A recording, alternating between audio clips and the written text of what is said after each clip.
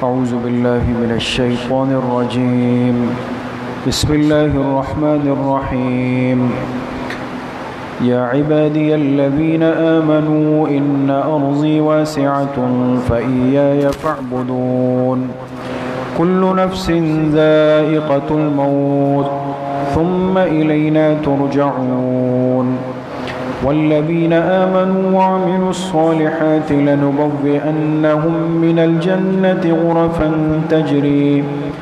تجری من تحتها الأنهار خالدین فيها نعم أجر العاملين الذين صبروا وعلى ربهم يتوكلون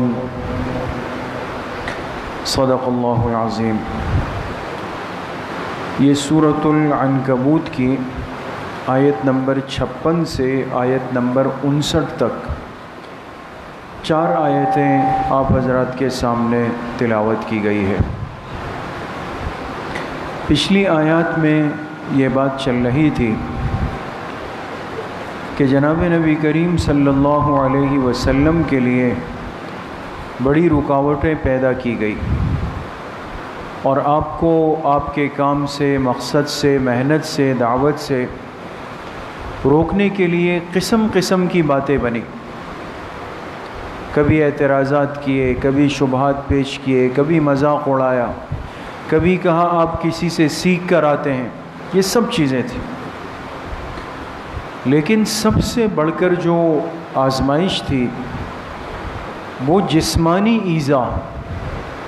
آپ جانتے ہیں کہ مکہ مکرمہ میں 13 سال حضور علیہ الصلاۃ والسلام نے جو گزارے ہیں اور جو مکی زندگی کہلاتی ہے، اس مکی زندگی میں جو حضرات اور جو خواتین آپ پر ایمان لائے ان کے لیے بے انتہا تکلیف کا وقت تھا،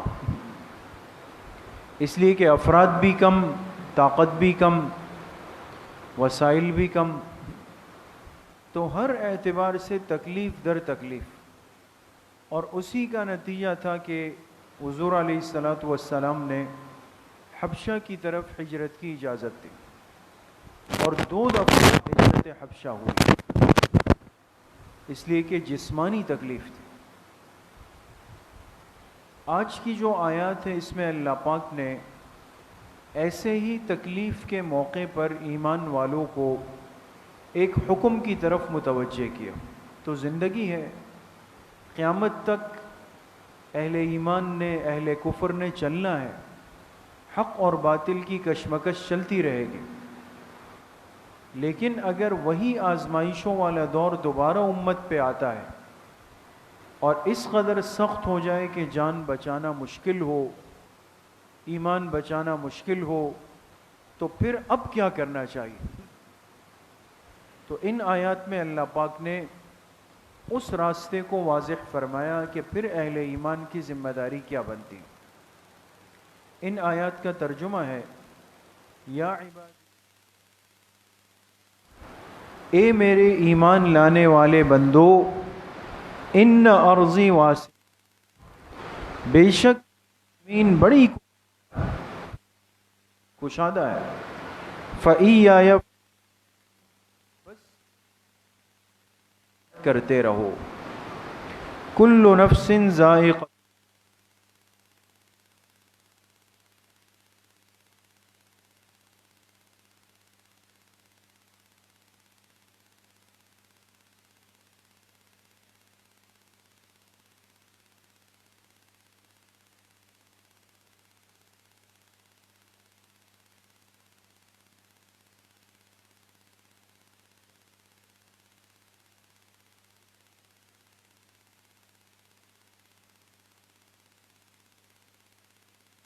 الانہار، کہ جس کے نیچے نہریں جاری ہوں گی، خالدین فیہا، اور ان گھروں میں ہمیشہ ہمیشہ رہیں گے۔ نعم اجر العاملین، کیا ہی خوب بدلہ ہوگا عمل کرنے والوں کے لیے۔ یہ کون لوگ ہوں گے؟ فرمایا الذین صبروا، وہ ایمان والے جنہوں نے صبر کیا، وعلی ربہم یتوکلون، اور اپنے رب پر ہی بھروسہ کیا۔ تو ان 4 آیتوں میں اللہ پاک نے ایک حکم فرمایا ہے، اور وہ حکم کیا ہے؟ اگر کسی مسلمان پر انفرادی یا اجتماعی طور پہ ایسے حالات آ جائے کہ اس کے لیے اپنی جان بچانا مشکل ہو جائے، یا ایسی صورت آ گئی کہ اپنا ایمان بچانا مشکل ہو جائے، یا ایسی صورت آ گئی کہ رزق حلال کے تمام موقع ختم کر دیے گئے۔ یہ کتنی باتیں عرض کی؟ 3 باتیں دوستو، غور کیجئے گا۔ حضرت شاہ ولی اللہ محدث دہلوی رحمۃ اللہ علیہ نے لکھا کہ اگر ایک صاحب ایمان پر ایسا وقت آ جائے کہ وہ جہاں رہتا ہے، چاہے انفرادی طور پر یا اجتماعی طور پہ، اس کی جان بالکل غیر محفوظ ہو گئی، یا اس کا ایمان بالکل غیر محفوظ ہو گیا، یا اس کے لیے رزق حلال کے سارے موقع ختم کر دیے گئے، ایسی صورت میں اللہ پاک فرماتے ہیں ان ارضی واسعہ، اب تم اس جگہ رہ کر اپنی جان کو، ایمان کو، رزق کے معاملے کو خطرے میں خود اپنے ہاتھ سے مت ڈالو، میری زمین کشادہ ہے۔ کیا مطلب؟ زمین کے کشادہ ہونے سے اشارہ کیا کہ ایسے موقع پر ایک صاحب ایمان کی ذمہ داری ہوگی کہ وہ اس جگہ سے ہجرت کر کے اپنی جان کو محفوظ کر لے، اس جگہ سے ہجرت کر کے اپنے ایمان کو محفوظ کر لے، اور اس جگہ سے ہجرت کر کے رزق حلال کے موقع تلاش کرے۔ یہ نہیں ہے کہ حالات ناموافق ہو گئے، ہر طرف دشمن ہے، اندیشہ ہے، موت سر پہ کھڑی ہے، اور پھر بھی انسان کہے نہیں بھائی اب وہاں سے نکلنے کی کرے۔ اور اس کی دلیل خود جناب نبی کریم صلی اللہ علیہ وسلم کی ہجرت ہے۔ دوست، آج دنیا میں ایسا کوئی انسان نہیں جو یہ کہے نعوذ باللہ کہ میں اللہ کے پیغمبر سے زیادہ بہادر ہوں۔ کوئی کہہ سکتا ہے نعوذ باللہ؟ سوچ بھی نہیں سکتا، ورنہ ایمان سے جائے گا۔ اس کائنات میں سب سے زیادہ صفات کا مجموعہ اللہ کے پیغمبر ہوتے ہیں، اور پھر تمام پیغمبروں کا مجموعہ اللہ کے آخری پیغمبر ہیں۔ تو آپ کی ہر خوبی کمال کی ہے، جس میں شجاعت بھی شامل ہے، لیکن آپ دیکھیں جب مکہ مکرمہ میں جان غیر محفوظ ہو گئی، آپ کی بھی اور آپ کے ساتھیوں کی بھی، تو آپ علیہ الصلوۃ والسلام نے کیا فرمایا؟ ہجرت کا حکم دیا۔ اب مکہ چھوڑ دیں، اب مدینہ منورہ چلے جائیں۔ آسان تو نہیں تھا، اس لیے کہ کوئی 10 12 15 سال کی بات نہیں، قریش تو صدیوں سے مکہ میں رہتے ہوئے آئے تھے، صدیوں سے، ان کا پورا سلسلہ نسب جو ہے وہ مکی ہے،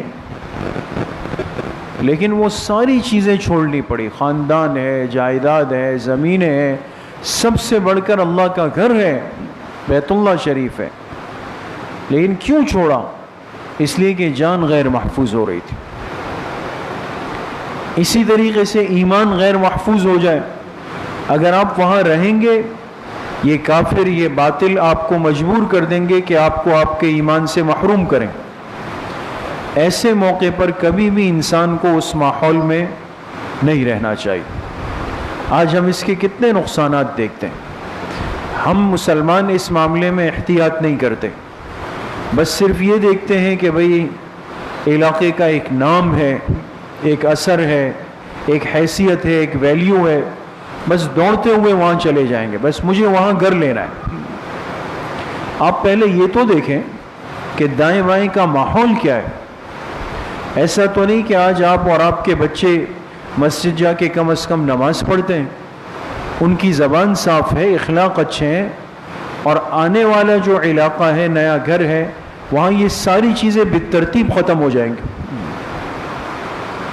اس لیے میرے عزیزوں، دوستوں، بزرگوں، ان معاملات میں ہمیشہ احتیاط کریں۔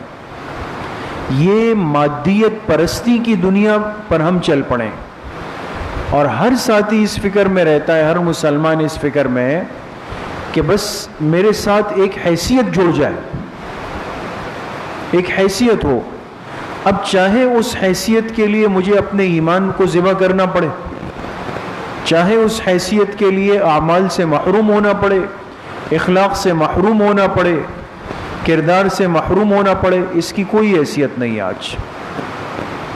اس لیے ہمیشہ انسان جب کسی ماحول کو، کسی رہائش کو اپنے لیے تلاش کرے، ترجیحی بنیاد پر یہ دیکھا جائے کہ آپ جہاں گھر لے رہے ہیں اس علاقے کا ماحول کیا ہے، اکثریتی آبادی کیا ہے، وہاں مسلمان زیادہ رہتے ہیں، صحیح العقیدہ لوگ زیادہ رہتے ہیں، مسجد آپ کے گھر سے کتنے فاصلے پر ہے، آپ کے بچوں کی تعلیم اور تربیت کا انتظام وہاں ہو سکتا ہی نہیں ہو سکتا، یہ ساری باتیں، اور یہی باتیں پیش نظر تھی تو حضور علیہ الصلاۃ والسلام نے مکہ مکرمہ چھوڑا اور مدینہ منورہ تشریف لے آئے۔ لیکن ظاہر سی بات ہے کہ ایک قلبی محبت ہوتی ہے انسان کے دل میں، تو تمام ہجرت کرنے والے حضرات کے جو دل تھے وہ غمزدہ تھے، اور سب جو ہے وہ اشعار میں، کوئی باتوں میں، کوئی راتوں کو اٹھ کے رو کر وہ مکی زندگی کو یاد کرتے تھے۔ تو پھر آپ علیہ الصلاۃ والسلام نے دعا مانگی اور فرمایا، اے اللہ، جیسے آپ نے میرے اور میرے صحابہ کے دلوں میں مکہ کی محبت رکھی، اسی طریقے سے میرے صحابہ کے دلوں میں اس مدینہ کی محبت رکھ دیجیے۔ یہ دعا قبول ہوئی۔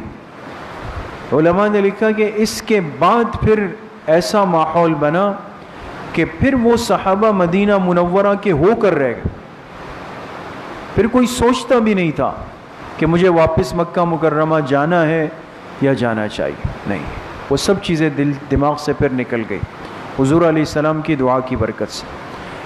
تو عرض کرنے کا مقصد یہ ہے کہ ہجرت کو آج سمجھنے کی ضرورت ہے، اور ہمارے لیے تو بالکل آسان سی بات ہے، ہم جس ملک کے باشندے ہیں، جس ملک کے عزیز میں ہم رہتے ہیں، بچہ اس چیز سے واقف ہے کہ یہ کوئی تیار ہمیں نہیں ملا، بلکہ ایک بڑی قربانیوں کی داستان اس کے پیچھے ہے، اور ایک ہجرت کا عمل ہوا ہے، ایک تقسیم کا عمل ہوا ہے، اور اس میں لاکھوں جو ہے وہ مسلمان ماؤں بہنوں بیٹیوں کی، بچیوں کی اور جوانوں کی قربانیاں شامل ہیں، تب جا کے یہ ملک وجود میں آیا۔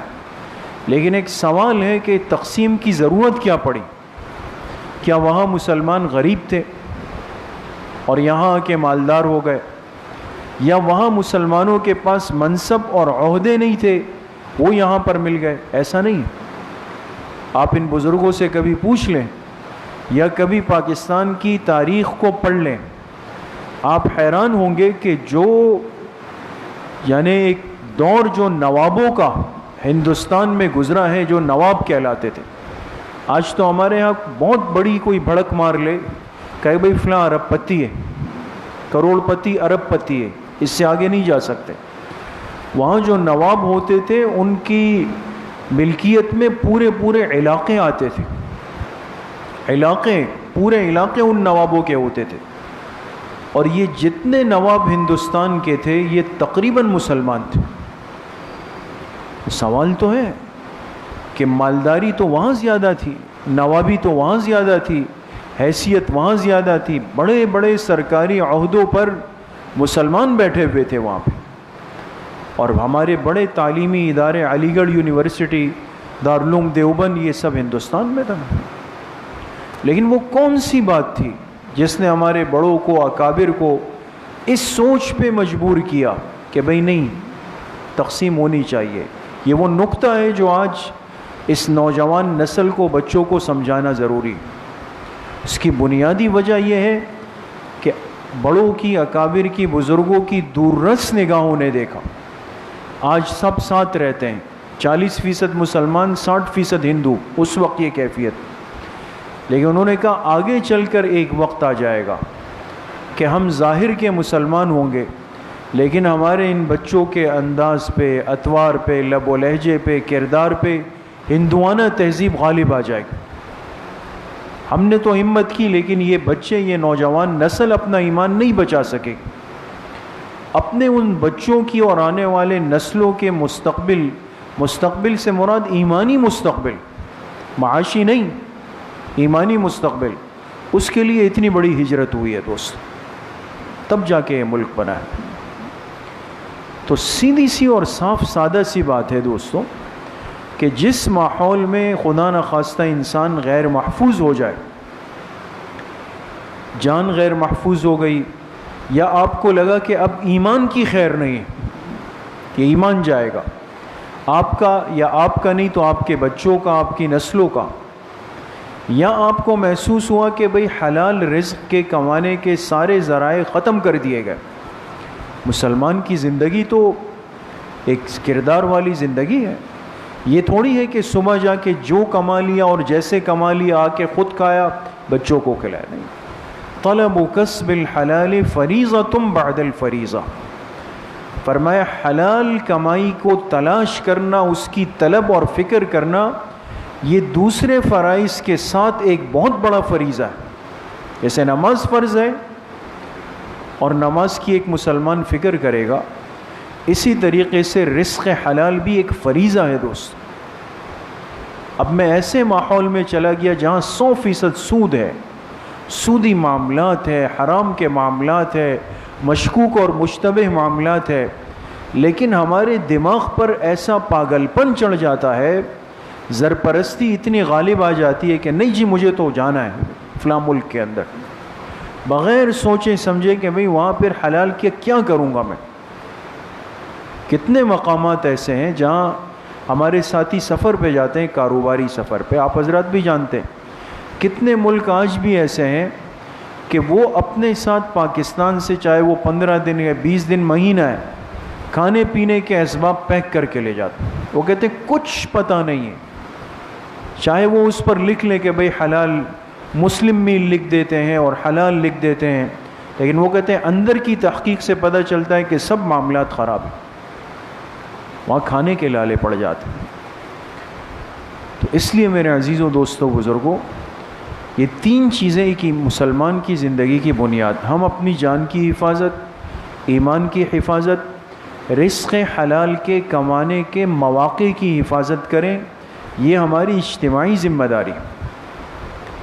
رہی یہ بات کہ اگر اس مقصد کے لیے آپ نے اپنا گھر چھوڑا، علاقہ چھوڑا، شہر چھوڑا، ملک چھوڑا، تو اب کیا ہوگا آگے؟ یہ تو سب کچھ چلا گیا. اللہ پاک نے فرمایا کل نفس ذائقۃ الموت. کب تک چلی گئی یہ چیزیں؟ 20 سال، 30 سال، 40 سال، اس کے بعد تو پھر سب نے میرے پاس آنا ہے نا. یہ ہجرت تو تم نے چند سالوں کی، لیکن سب نے ایک ایسی ہجرت میری طرف کرنی ہے کہ جس کی کوئی انتہا نہیں ہوگی، وہ سب ہونی ہے. اس دائمی اور حقیقی ہجرت کو چھوڑ کر انسان اگر حرام کے اندر لگ جائے تو یہ بہت بڑی بدنصیبی ہے دوست. اس لیے اپنے ایمان کی، جان کی، اعمال کی، حلال رزق کی حفاظت کی فکر کرنا، یہ آج ہمارے ایمانی معاشرے کا بہت بڑا فریضہ ہے، اور جس سے دن بدن ایک غفلت محسوس ہوتی. ہم صرف یہ دیکھتے ہیں کہ بس راتوں رات اگلے دن میں صبح اٹھوں اور میرے 1 کے 10 بن گئے. دوسرے کو دیکھا کہ بھئی یہ آگے بڑھ گیا، یہ بیرون جا کے آ رہا ہے، اتنا آگے چلا گیا، 1 سے 2 گاڑیاں ہو گئی، 1 فلیٹ سے 2 فلیٹ ہو گئے. اب شیطان رات کو سونے نہیں دیتا ہے. اب یہ میری سوچ نہیں ہے کہ بھئی اس نے 1 سے 10 کیسے بنائے، وہ 5 سے 10 میں کیسے گیا، یہ گڑبڑ تو نہیں کر رہا. میں کم از کم فکر کر کے، محنت کر کے حلال تو کما رہا ہوں، خود حلال کھاتا ہوں، بچوں کو حلال کھلاتا ہوں، پیٹ میں حلال کا لقمہ جا رہا ہے. خدا نخواستہ اس میں اگر غلط، مکروہ، مشتبہ، مشکوک، حرام اتر گیا تو بہت بڑی مصیبت ہو جائے گی. تو انسان ان باتوں کی بھی آج فکر کرے، احساس کرے، کم پر قناعت کرے. کثرت کی طلب بعض دفعہ انسان کو بہت بڑے خسارے میں ڈال دیتی. اللہ پاک مجھے بھی آپ سب کو صحیح عمل کی توفیق نصیب فرمائے. انشاءاللہ ہفتے کے دن جیسے ہماری 2 مجلسیں ہوتی ہیں، انشاءاللہ کل بھی صبح 11 بجے سے 11:30 بجے تک مستورات کے اصلاحی بیان کی مجلس ہوگی بنات کے مدرسے میں، اور عصر کی نماز کے بعد انشاءاللہ بیان اور ذکر کی مجلس ہوگی مسجد میں، ساتھی اہتمام سے شرکت فرما۔ الحمدللہ رب العالمین والصلاة والسلام۔